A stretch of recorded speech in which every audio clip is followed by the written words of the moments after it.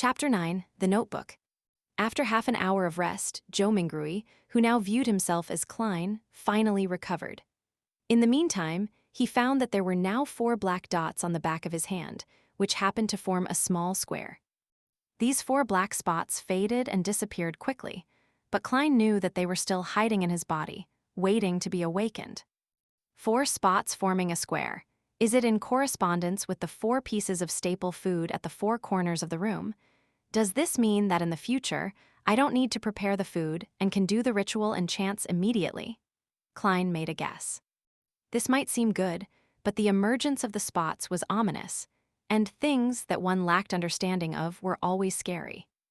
The fact that those inexplicable Chinese divinations from Earth could produce effects here, the strange transmigration in his sleep, the mysterious murmurings that almost drove him crazy during the ritual, and the mysterious and trippy gray world whose significance he had no idea of made Klein shiver in the hot weather of June. The oldest and strongest emotion of mankind is fear, and the oldest and strongest fear is the fear of the unknown. He recalled this saying as he was experiencing the fear of the unknown acutely. There was in him an unprecedented and irresistible urge to make contact with the mysterious domain, to learn more, and to explore the unknown. There was also a contradicting escape mentality within him, compelling him to pretend nothing had happened. Intense sunlight shone through the window onto the desk, making it appear as if grains of gold were sprinkled on it. Klein gazed at the desk, feeling as though he had come into contact with warmth and hope. He relaxed slightly, and a strong sense of fatigue washed over him. His eyelids were as heavy as lead as they kept closing themselves. It must have been the combined effect of the sleepless night and the tiring encounter. Klein shook his head and pushed himself up with the aid of the desk. He stumbled towards the double-decked bed, completely disregarding the rye bread placed at the 4 corners of the room. He fell asleep immediately after he lay down. Groan. Klein was woken up by hunger pangs. When he opened his eyes, he felt rejuvenated. There's still a slight headache. He rubbed his temples and sat up. He was so hungry that he could eat a horse. He returned to the desk while straightening his shirt. He picked up the silver vine-leaf pocket watch. The pocket watch's lid sprang open, and the second hand was ticking. 12:30, I slept for 3 hours. Klein put the pocket watch back into his linen shirt pocket while swallowing.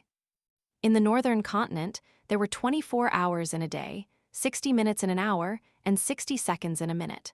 Whether each second passed at the same rate here compared to Earth was unknown to Klein.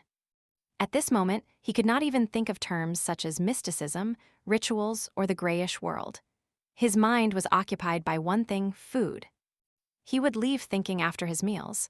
Only then could he work. Klein picked up the loaves of rye bread from the 4 corners and wiped off the minute specks of dust on it without any hesitation. He planned on making one of them his lunch. He decided to dig into the offerings because he only had 5 pence with him, and there was a tradition of eating the offerings back in his hometown. After all, there was not any observable change to the bread. It was better to be frugal. Of course, the memory and habits left behind by the original Klein had also played a role.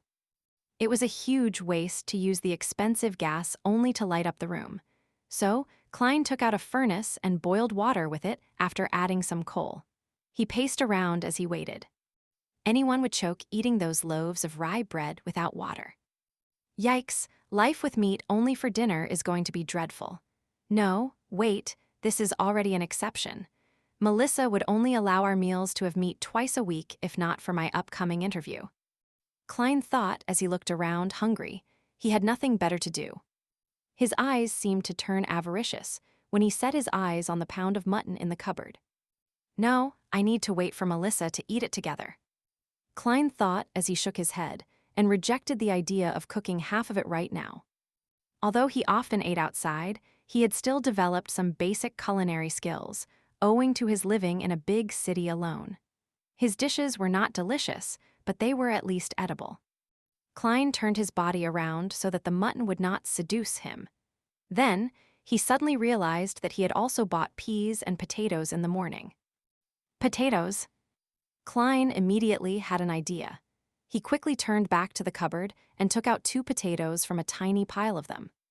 He first cleaned the potatoes in the public bathroom and then added them into a pot so they were boiled together with the water. After a while, he sprinkled into the water some yellow coarse salt from the spices container he found inside the cupboard. He waited patiently for a few minutes before lifting the pot and pouring the soup into a few cups and a bowl. He took out the potatoes with a fork and placed them on the desk at the end. FFFFFFF. He blew at the potato as he peeled it bit by bit. The fragrance of boiled potato diffused through the air. It smelled very appetizing. He salivated crazily. The heat could not deter him any longer. Klein took a bite despite having the potato only half peeled. How fragrant! It had a powdery texture and tasted sweet as he chewed. He was instantly filled with emotions and he wolfed down the 2 potatoes. He even ate some of the skin. Then he held up the bowl and enjoyed the soup. The pinch of salt in water proved to be thirst-quenching. I really enjoyed eating potatoes this way when I was young. A filled Klein exclaimed in his head. Meanwhile, he tore off a small piece of bread and dipped it into the soup to soften it before eating. Perhaps the ritual was too tiring. Klein ate 2 loaves of bread, which amounted to a whole pound. Klein felt he was finally rejuvenated. He enjoyed the joy of life after he drank the soup before tidying up. Then, he took in the lustrous sunshine happily. He sat back at the desk and began planning.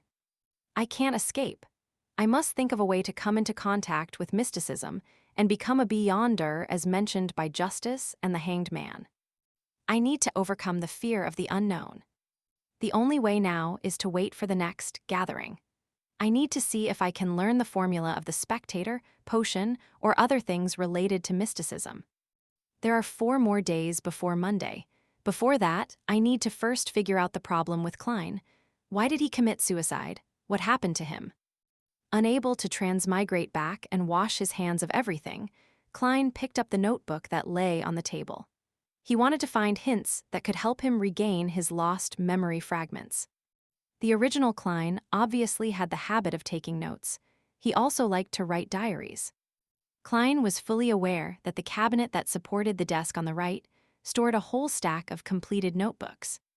The book he had began on the 10th of May. Matters regarding his school and mentor, as well as content pertaining to knowledge, were at the beginning. 12th May, Mr. Azik mentioned that the common language used by the Balam Empire in the southern continent also developed from ancient Fasak, a branch of Jotun. Why is this so? Does this mean that every sentient living being once spoke the same language? No, there has to be a mistake. According to the Revelation of Evernight and the Book of Storms, giants were not the only hegemons of the world in primordial times. There were also elves, mutants, and dragons. Anyways, these are just myths and fantasies. 16th May. Senior Associate Professor Cohen and Mr. Azik discussed the inevitability of the Age of Steam. Mr. Azik opined that it was just a coincidence because if it wasn't for Emperor Roselle, the northern continent would still be wielding swords like the southern continent. Mentor argued that Mr. Azik had placed too much emphasis on the contribution of an individual. He believes that with progress, even if there wasn't an Emperor Roselle, there would be an Emperor Robert. Therefore, the Age of Steam might come late, but eventually come nevertheless. I found little meaning in their discussion. I prefer discovering new things and unraveling the hidden past. Perhaps I am more suited to study archaeology than history. 29th May. Welch found me and told me that he had acquired a notebook from the 4th epoch. Oh my goddess. A notebook from the 4th epoch? He didn't want to ask the archaeology department students for help, so he came to Nea and me to help him decode the contents. How can I refuse? Of course, I can only do it after my graduation defense. I can't afford diverting my attention at this stage. This caught Klein's attention. Compared to the notes about history and viewpoint disagreements, the appearance of a notebook from the 4th epoch might have led to Klein's suicide. The 4th epoch was the epoch before the present Iron Age. Its history was mysterious and incomplete. Due to the fact that very few tombs, ancient cities, and records had been found, archaeologists and historians could only refer to the ambiguous records provided by the 7 major churches that centered around their religious teachings to roughly form the original picture. They knew the existence of the Solomon Empire, the Tudor dynasty, and the Trunsost Empire. Having set his sights on solving the mystery and restoring history, Klein didn't have much interest in the first three eras, whose roots were closer to legends. He was more interested in the fourth epoch, also known as the Age of the Gods. So Klein was concerned for his future career and thus focused on the interview. But it was all futile. Klein could not resist exclaiming. Universities were still very scarce, and the majority of students were either from noble or wealthy families. As long as he did not have an extreme mindset, a commoner who had been admitted into university would have been able to build precious social connections through group discussions and networking events despite the prejudice and exclusion from the entrenched social circles. The very generous Welch McGovern was an example. He was the son of a banker from Constant City, Midseashire, Lone Kingdom. He was used to asking Nea and Klein for help because they were always in the same group for work. Without thinking further, Klein continued reading the notebook. 18th June, I have graduated. Farewell, Koy University. 19th June, I have seen the notebook. By comparing sentence structures and root words, I discovered that it is a modified form of ancient Faesak. More precisely, over the course of its 1,000-year history, the Faesak language had changed constantly, a little at a time. 20th June, we have deciphered the contents of the first page. The author was a member of a family called Antigonus. 21st June, he mentioned the Black Emperor. This is anachronistic with regards to the time this notebook is deduced to be written. Is Professor wrong? Is Black Emperor a common title for every emperor of the Solomon Empire? 22nd June, the Antigonus family apparently had a very high standing in the Solomon Empire. The author mentions that he was making a secret transaction with a person named Tudor. Tudor? Is it related to the Tudor dynasty? 23rd June, I am trying to restrain myself from thinking about the notebook and going to Welch's place. I need to prepare for the interview. It's very important. 24th June, Nea tells me that they have found something new. I think I need to check it out. 25th June, from the new deciphered content, the author had accepted a mission to visit the Nation of the Evernight, situated at the summit of the highest peak of the Hornisus mountain range. Oh my goddess! How can a nation exist at the summit of that peak, which is over 6,000 meters above sea level? How do they survive? 26th June, are these strange things real? The record ended at this point. Zhou Mingrui transmigrated in the early hours of the 28th. Which means to say that there was indeed an entry for June 27th. It's that line. Everyone will die, including me. Klein flipped to the page he first saw when he arrived, feeling goosebumps while he made the deduction. In order to solve the mystery of the original Klein's suicide, he thought that he should visit Welch and take a look at the ancient notebook. However, with a lot of experience from novels, movies, and TV drama series, he suspected that if they were really related, this visit would be very dangerous. Those who went investigating castles despite knowing that they were haunted served as a warning. However, he had to go since escaping would never solve the problem. It would only make things worse until it welled over and completely drowned him. Perhaps call the police, but claiming to have committed suicide would be silly, right? Knock. Knock, knock. There was a series of quick and forceful knocks. Klein sat straight up and listened. Knock. Knock, knock. The knocks echoed through the empty hallway.